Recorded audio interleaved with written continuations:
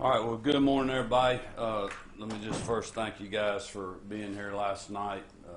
Appreciate the state team that we've had out on the ground. Obviously, Colonel Wright's with us, Director Stallings, Lieutenant Governor Jones, Speaker Burns, and Representative Crow with us this morning. We've got a lot of updates for you. Director Stallings will probably give you the meat of this and more details than I will, but I just want to give a quick overview. We know we've had multiple tornadoes across the state.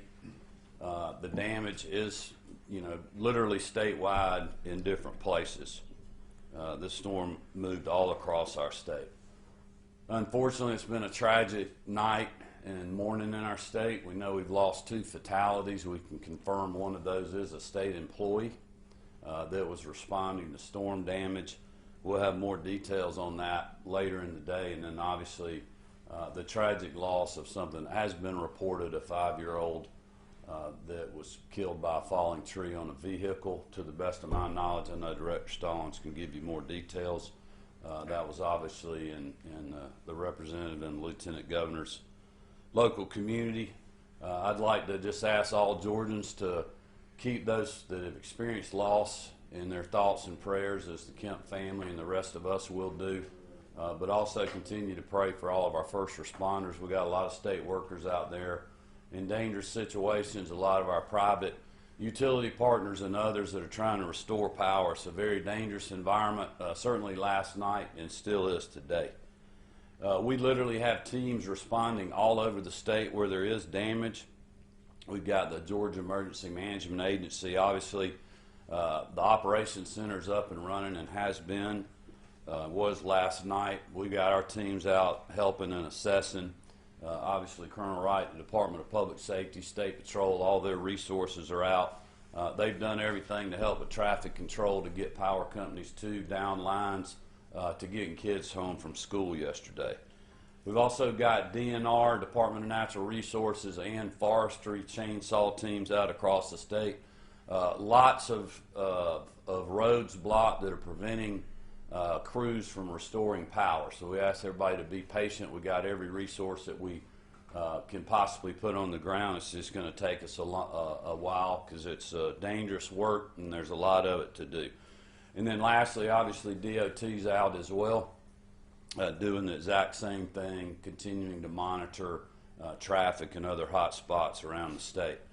The Lieutenant Governor and the Speaker and I will be leaving shortly to take a helicopter tour of the damage. We are not going to go on the ground today because we do not want to disrupt the many operations that we have going on. Today is not the time for us to be pulling people off of clearing roads and still getting the individuals that potentially are missing out there. We're going to allow those folks to continue to do their work, but we will assess the damage from the air, and Director Stallings can talk a little bit more about what they're doing from the ground. And with that, I'm going to turn it over to Colonel Wright for just a brief update, and then Director Stallings will come up and close us out, and we'll be glad to answer a few questions.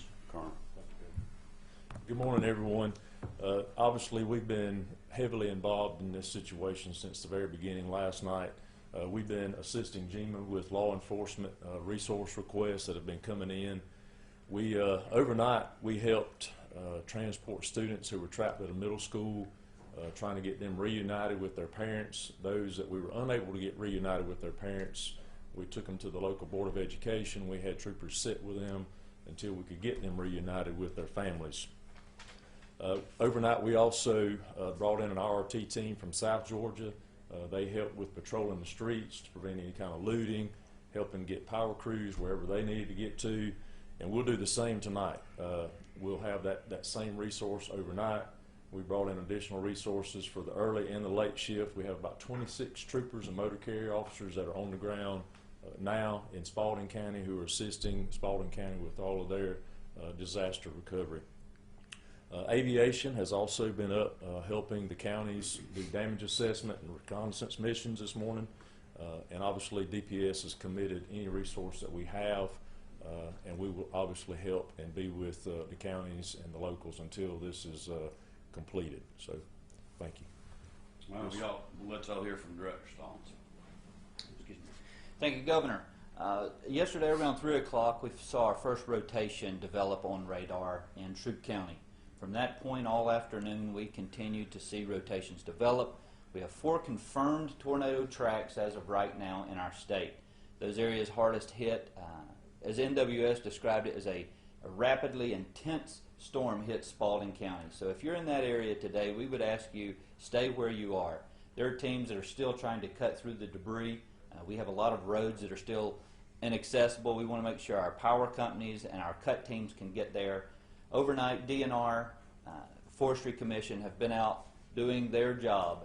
It's been extremely impressive to see how much they've been able to accomplish in just such a short amount of time. As the governor mentioned, we do have a couple fatalities, and that is a result of debris falling. But just because the storm has passed, don't be shocked to find out that more trees are going to come down, limbs are going to break loose. There's still some wind and a front moving through, so anything that's loose will still fall. As the governor mentioned, we have widespread damage statewide, so if you do have damage, make sure you're in contact with your local emergency management agency. They're going to be who helps you respond to that damage. They're going to take those calls, so start reporting that up so that we can be doing assessments. Our teams are out statewide doing assessments today, trying to determine what that damage does total up to. The National Weather Service is also conducting track investigations to determine the intensity of the storms that we saw yesterday, as well as the length of time that those were on the ground. We've got some reports that the one in Spalding County was on the ground for quite a long period of time, and at some points even as high as 5 miles wide. So it was an extremely powerful storm. And so I would just tell you today, be patient with us. We're doing the best we can inside the circumstances that we're working in, and we will get to you and help recover things as quickly as possible. If you're in those hardest hit areas, though, and you don't have power, don't expect it to be back on quickly, but do not go outside and start messing with down lines. Unfortunately, we have 2 fatalities already. We do not need to add to that because we have folks that are untrained trying to assist. And we appreciate all that you're doing out there. Again, our state agencies, we couldn't do this without them. And with that, Governor, I'll turn it over to you. All right, we'll open it up for questions. Lieutenant Governor, can you talk about the nature of the damage or what you know that's happened back in Butts County and the Jackson area? Well, the damage is significant. You know, talking to people on the ground there. You know, obviously our thoughts and prayers are with the family, the young child who was killed. You know, earlier this morning. But the damage is significant. But thanks to Governor Kemp's leadership and our team, men and women from DOT to GSP to all emergency responders are trying to help the locals and assist and assess and everything. And so I will, after when I get the opportunity to do a fly around, but also have an opportunity to go home myself and assess it firsthand. But according to people on the ground there, it's pretty significant. Can you talk some more about the public employee who died and what the circumstances were? Yeah, I don't know that we want to say a whole lot right now. I'm not 100% positive. Next of kin has been notified, so I'd rather delay and just we'll update you as soon as we got more information, unless you got something else. Okay. Are we able to say what agency, or would you rather wait on that as well? Yeah. DOT.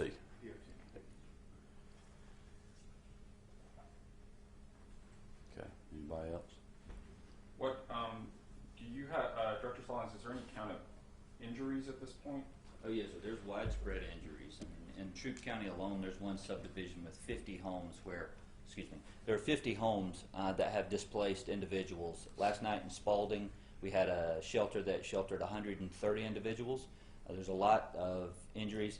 The fatality of the 5-year-old had a critically injured parent inside the vehicle with them that was transported. So there's a lot of debris. We've got families that seek shelter underneath their home, and then the home crumbled around them. So we had rescue teams out trying to dig homes off of folks. So we've got a lot of injuries. Unfortunately, that's one of those, but it sure beats the alternative. Fortunately, the 2 fatalities is all we have right now. I know last night I was getting reports from the folks at Piedmont, Spalding, that they had over a dozen injured folks come into the hospital. Thankfully, None of those, I don't believe, turned into fatalities, but there's definitely some injuries out there. We know of people that were stranded in homes where literally the whole house collapsed and they were under the crawl space, and we're trying to get to folks like that right now. Still have individuals that are unaccounted for that we got to figure out where they are. I mean, they could be sheltering somewhere else, or they could be waiting to get cut out. So that's why we don't want to disrupt things on the ground today. We still have a lot of work to do. Do you have an estimation of economic damage? We wouldn't be able to tell that right now. That's a main priority of GEMA certainly, but our first is life and safety issues and restoring power and those type things, necessities for people. So we'll do that, and then we'll assess the economic damage. There was talk that the high school in Griffin had been hit. Is there any other notable public infrastructure that's been damaged? Not significant. I mean, there's a lot of buildings that have lost roofs. There's a lot of those. Our school systems, roadways are the big issue right now. Just the straight line winds. Just because there wasn't a tornado in your area, the front of this storm was moving 50, 60, sometimes 75 mile per hour straight line winds. So that's toppling trees regardless of rotation. So a lot of the stuff is still, sun's coming up. We're getting assessments now. I think one of the things I was getting reports on last night, we had power lines down across roads that you couldn't get to that was, obviously damaging roads. I saw a media report this morning where a rail car had been blown off the tracks. So that's significant winds and tornado activity. So this is very strong storms, multiple, as I said earlier, that we're dealing with. It's going to take us a little while to fully assess when and where and how much damage it was. Governor, is there any thought about seeking federal assistance, federal emergency declaration? Well, we'll certainly do that if we qualify. That's one of the things that Director Stallings, unfortunately, the GEMA team is well versed in. We'll absolutely do that if we meet the qualifications. But we'll keep you guys posted the rest of the day. Thank you. Thank you, Governor. Thank you, sir. Thank you.